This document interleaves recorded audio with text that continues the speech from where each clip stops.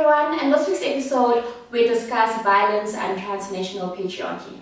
So I think a good place to start would be to think about the nation, and the nation as fraternity, which is another word to say brotherhood, right? Mm-hmm. So from that basis, then the first question would be, what place do women have, what place do feminine bodies have in the nation, if it's based on fraternity, right? So I think a figure to illustrate the kind of question that I'm dealing with is Winnie Mandela, right? So Winnie Mandela is a woman who occupies both the position of mother of the nation, but also at the same time who occupies a discourse of who is life, right? So because in sort of political spaces, especially at the ANC, she's read as the mother of the nation, but then also at the same time because of the divorce that happens and the separation that she has with Nelson Mandela and the discourse of Stompie, she's read as who is life. So like the failed woman, right? Or the failed wife, for instance. So how then do we think about the place of women in relation to those kinds of questions? And also thinking about how the nation is structured as nuclear. So you have father, mother, and children, right? So in what ways are we thinking about the nation as South Africa, as nation like globally and whatnot? So I think, Buddy, you'd like to extend, please. Wow, when we think about fraternity also, I just wanted to extend on that definition that you gave. So brotherhood or manhood is an example of a fraternity. Fraternity, I think in its most simplistic sense, refers to belonging. It's the question of where do we belong, where do we position ourselves, and how do we identify in that particular space. And particularly in South Africa and a lot of other African countries actually, when we think about belonging, we think about the patriarchal mode of production, right? So we're thinking about the system, because to belong necessarily means that you're thinking about the system in which you're part and parcel, that you are also reproducing. So to think about a patriarchal system means to think about a structure that privileges masculinity over femininity. So it creates that binary to say that you are masculine and you are feminine, right?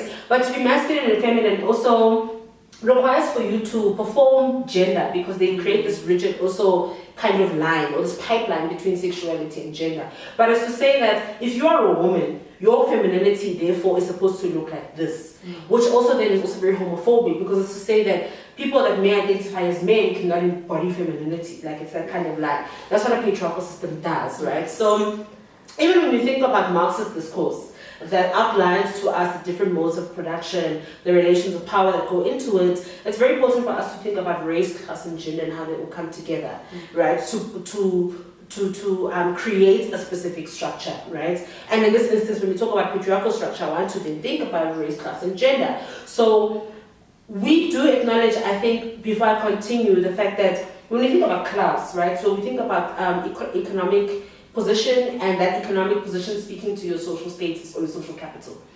And it is fair to say that as part of someone that's part of Black Hawk Chats, right, along with Umomide and Otobile, we do recognize that we do occupy a very particular class position insofar as we're able to produce something like Black Hawk Chats, and that it's only accessible to a particular platform, right?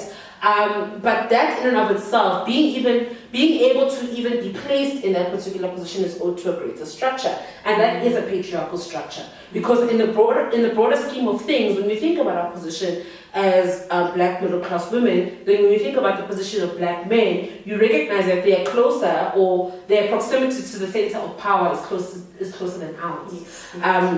And what enables that closeness is their performance of a violent and a toxic masculinity. Because to be part and parcel and to be a beneficiary of patriarchy requires for you to perform masculinity a very particular way. And that means that you need to gain certificates of your masculinity. Like theorists like Foster Sterling has argued that you being violent towards a woman, right? And by violence, I'm just going to make examples. If you're married, or even if you're not married, you having the access to a woman's body in a way that the woman does not have access to you is evidence of you being a beneficiary of the patriarchal system. So when you rape someone, people clap hands for you. And they even protect you. They are rape apologists. When you hit your wife, it's proven as it's read as you have proved yourself as an ideal masculine person, right? And I think it's very important for us, even when we think about patriarchal system, that we consider intersectionality. It's very important to how the various aspects of identity actually come together to interlock and to keep you in a position of power or away from a position of power. And just speaking about intersectionality, I think Tobile has a lot to add in terms of what intersectionality means when we're building nation and our understandings of nationhood and even our critiques of what rainbowism is. So the meshing of the colors together as a false intersectional approach, because it's just to say that we are all at the same level given the fact that we are human beings, even though we belong to different races, but it's not enough. Because what we're saying here, and part of the objective of Black Girls Chats, is that even the rainbow discourse is limited and is problematic because we're only thinking about race. We don't think about gendered histories that are also raced, right? That are also classed, that are also textured by issues of ableism, issues of religion, and many other intersections. So I think I think you can extend on that conversation. And I think you said quite a bit, right, in terms of that. So I would like to just make outlines so that Kimberle can also enter into the conversation. So firstly, it's about saying that intersectionality is a question of power. Yes.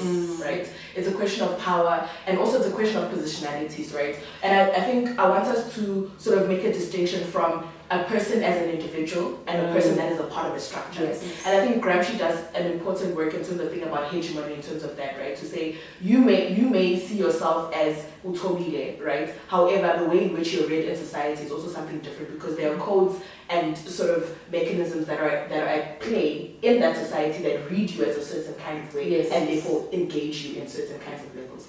So I think on that basis, intersectionality allows us to think about a variety of things, to say that you're not just Black, but you're a woman, right? So there's a gender and a sort of race that's at play. But and you can't divorce the two. They're interwoven into one another. So, and I may be throwing shade, but like when political parties like BLF say you're Black first, right?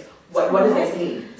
Like, I think I'm posing a question to say, what does it mean when you're saying I'm Black first, whereas I'm still a woman? So in what ways are you thinking about myself as a woman, whereas even theoretically as land and as a woman I'm placed in the same sort of level? Because we're thinking about conquering in the same kinds of ways, right? We think about occupation, we think about ownership in the same kinds of ways, right? When we think about things like lobola negotiations, I mean, woman, land, cattle, right? I mean, it's the same kind of sort of transaction that's at play in the same kinds of ways. So I think intersectionality allows us to think about things in very broader sense, in a broader sense. And complex ways. Yes. So I just want to take a step back, right? To the point of patriarchy and the constructions of toxic and violent masculinities, right? And I just want to jump in. And there's an article written by Bell Hooks on patriarchy, right?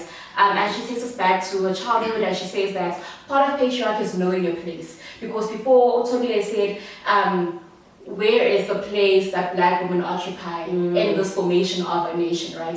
And we see that patriarchy is about controlling, but also about reinforcing the place of a man and a woman, right? And very binary, simplistic terms. So now she recalls a time when her father literally slapped her, right? And this was after she had challenged him or asked him a question.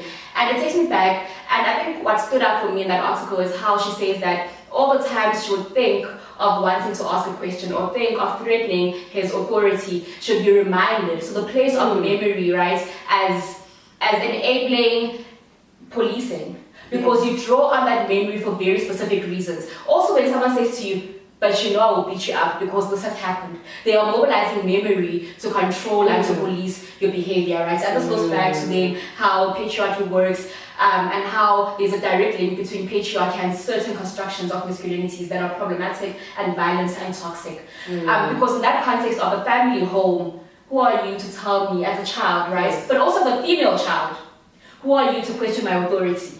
And then this is obviously now pushed to the broader public where we see that you can't even contest or disagree with male politicians because again they'll put you in your place. So we see how patriarchy or these toxic and violent constructions of masculinity or manlyhood they transcend the family. And this is what we're trying to think through, the family and the nation. Yeah, and just to extend on what you're saying, Mobile, in terms of thinking about what the nation, so basically the family as the nuclear family in particular as a larger structure of the nation, right? So you think about how how the ANC is structured, right? So you have the mother body, which is the umbrella of the political party, and then you have the youth, the women's league, and then you have the youth league, right? That is basically the structure of the nuclear family. You have father, mother, and child, right? And then also thinking about how women like Lindiwe Sisulu and Nkosazana Dlamini-Zuma try to contest for presidency in the mother body, which is the most sort of like masculine space of that political party. But they are rejected on the basis, exactly, and they need to know their place on the basis of them like having relations with particular men. So Nkosazana is rejected on the basis of her relationship with Zuma, despite the fact that she has long divorced the man, but because of her relationship or her past relationship with the man, they're just like, no, she's not a good enough candidate. But actually, primarily what the issue is that she's a woman. So how dare she? How dare you try to contest?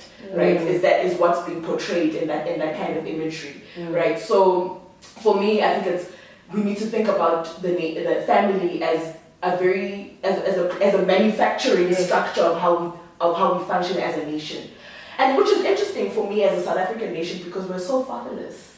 How many single mothers do we have? Everything is fatherless. We are so fatherless that it's not even family. So I think for me, there's ways in which we try to portray this sort of perfect nuclear family. However, we also fail. We fail at it so much. So I want to bring it back to the issue of rape and sexual violence, right?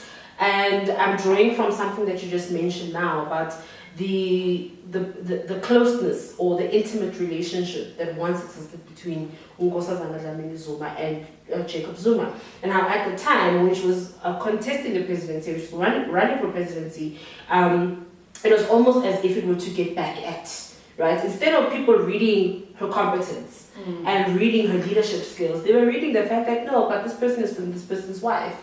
And they're trying to prove a point, right? Or rather, they are defying what has been traditionally assigned as a woman's role, that you do not contest that kind of power, because manhood and masculinity is the center of power, right? Along with whiteness, along with ableism, and many other intersections. But I also think that there's a way in which patriarchy reinforces a violent familiarity, or familiarity with violence, right? Is that we need to be familiar. And violence, yes, in its physical form and its symbolic form, but also violence in terms of memory, right? So you were mentioning this, that there's something about how women like Nkosazana Dlamini-Zuma, and then thinking about women like Ukwezi, right, the late Ufezeka Kuzwayo, was criminalized actually, and she was victim blamed for having been a rape victim purely because of the rape myth that because she was familiar with Jacob Zuma on a father-daughter relationship, given the relationship that Jacob Zuma had with Ubaba Fezeka, it's impossible. It is an impossibility for someone who's positioned themselves that way in your life to be someone who violated you in those ways, right? And there's something for me that then speaks to the courage that it takes for you to come out and say, for example, #MeToo. And there's something important to be said about social media activism and hashtag activism. And how the hashtag, right, is a way in which we extend the biological materiality of the body and we morph it into the virtual, right? And we memorialize, we rememorialize. Not according to the terms of a patriarchal system, but according to my terms. That's the importance of the hashtag. And the hashtag as reimagining what the nation actually is. If it means that I need to remember something that's been traumatic to me in ways that show the violence of the person who perpetrated that trauma, then so be it.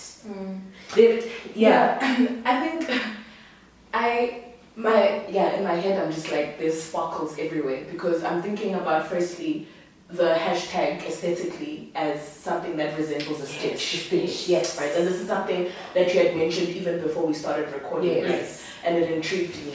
And for me, immediately I thought about Marachera and his reference to the stitch. Right. So he thinks about the stitch as sort of colonial memory, the colonial violence. Right. But I'd like to extend that because a friend of mine who's also doing affect work and research, Zuko, who does this, right? Zuko Zekalala. So he thinks about the stitch as something that, so you first have a soul, so obviously something that's open. Yes, so you have something that's open, and then, but also that's caused by a certain kind of violence, right? Yes. And then you have a stitch which tries to sort of heal that wound. However, the marking of that stitch remains, right? So that is a sign of remembering. So it's memorializing. It's memorializing on the body. Yeah, it's memorializing on the body, right? And I'm thinking about even the act of rape as something that is memorialized.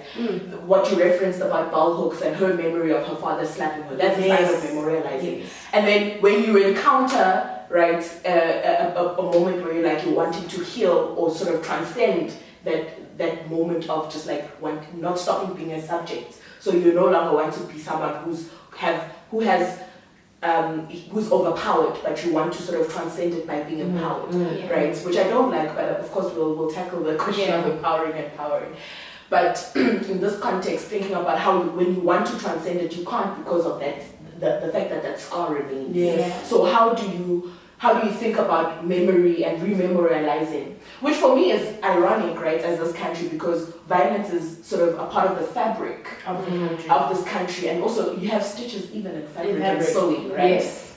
But what is ironic, right, in this country is that whenever there is a rape case that occurs, or whenever there are statistics of rape that occur, we are always shocked.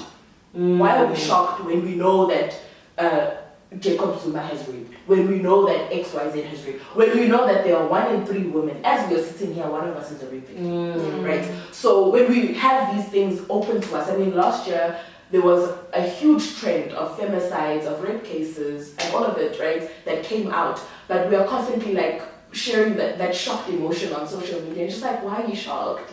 For me, I don't know, it frustrates me so much because we just can we transcend the moment where we are shocked and actually be shocked by the fact that we're doing nothing about what's happening. Yes. I think for me that's where I'm at.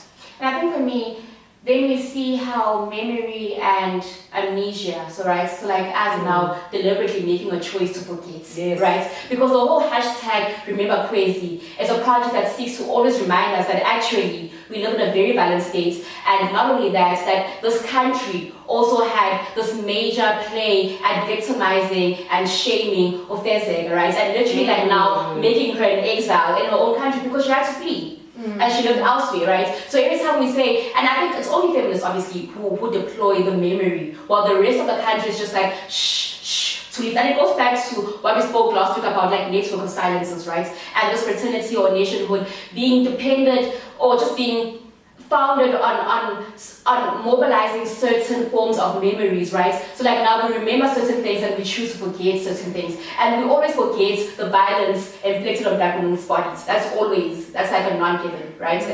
It's a given rather. It's a non-negotiable. Yeah, because we're not a part of the nation. Exactly. We're not. The nation is fraternity. Yeah. Exactly. And every time we speak of sexual violence, we don't speak of the action or the violence in and of itself. It's always in relation to race. Always in relation to nationality, or it's always in relation to anything else but the black woman. Yes, and I think just as a way to wrap this up, I think a very powerful metaphor or an image that you just created for us is the act of clothing, right? And the notion of the stitch is that when something on your body, so the flesh is bruised or it's wounded, right? You get a stitch. But if your pants get torn or if your blouse gets torn, you also get a stitch. Yeah. And the act of wearing something every day as South Africans is what I think of the act of concealing the pain of a number of Black women. And moving forward, I would really like to encourage us to think about what our clothing does for us. What parts of us does it hide? What parts of us does it keep hidden? What parts of us does it make sure that no one ever gets to discover or hear of? And then we think about then how we can permanently, or not permanently, but move towards a way in which clothing does not have to conceal much, because it's in the truth of the things that we've experienced, particularly as Black women, that makes it possible for us to imagine a nation that is actually inclusive, that is intersectional, that is progressive, and not afraid of change. Sorry. So there's two things that I want to say very quickly.